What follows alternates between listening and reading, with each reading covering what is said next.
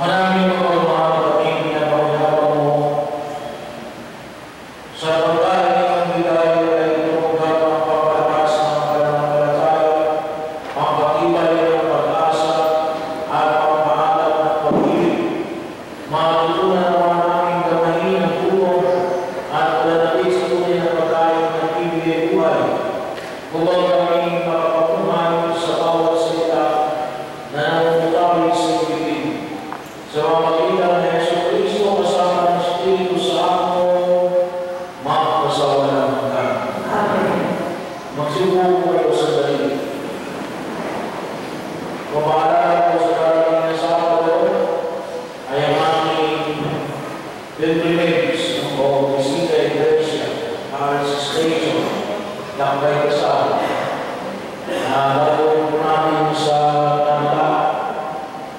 Ito po ay talagang po tayo mag-imisa sa monastery ni Tanda at makasama po tayo po sa bahagi ng krus ni Cristo na kailangan na ingatan.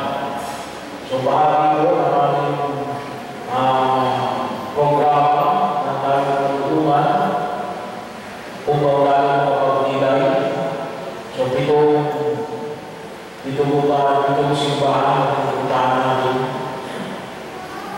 Aalis po tayo ng alas 3 na madaling araw sa darating na Sabado. So, wala pa na tayo misa ng Sabado ng umaga ng Sabado na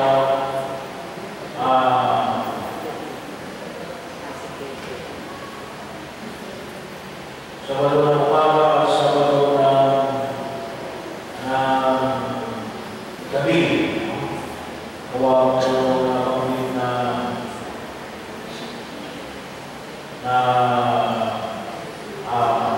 pilgrimage. So, meron pa naman ng pakate. May ilang pa ang pakate ng simbang susma. And then sa darating po March 22, yung po naman natin Bantay Kalusugan.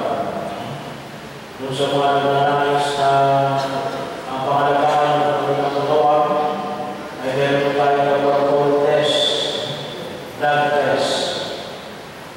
Mula po yung alas 6 ng madalang umaga, yun po yung may fasting. So yung result ay darating 1 week pagkatapos, hindi meron tayo ng tutor, meron tayo ng suka, pagkakuha mo ng inyong result.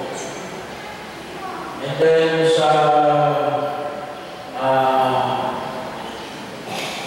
every Sunday po, tuwing alas 4 ng hapon, meron po tayo ang Station of the Cross dito po sa ating Parish Church sa Taha ay naniyan ang sumama sa ating istasyon ng Banal na Cruz.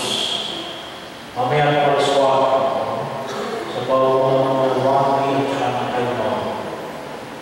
So pa isang bahagi yung makapagpili tayo.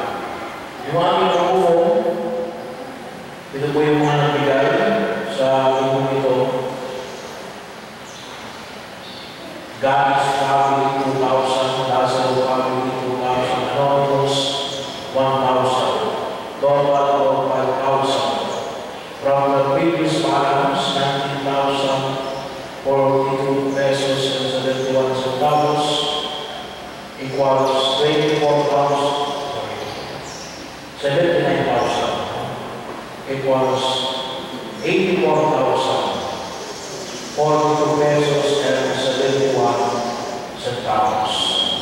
So muli po, maraming salamat sa inyong patuloy na pagsuporta sa ating mga programa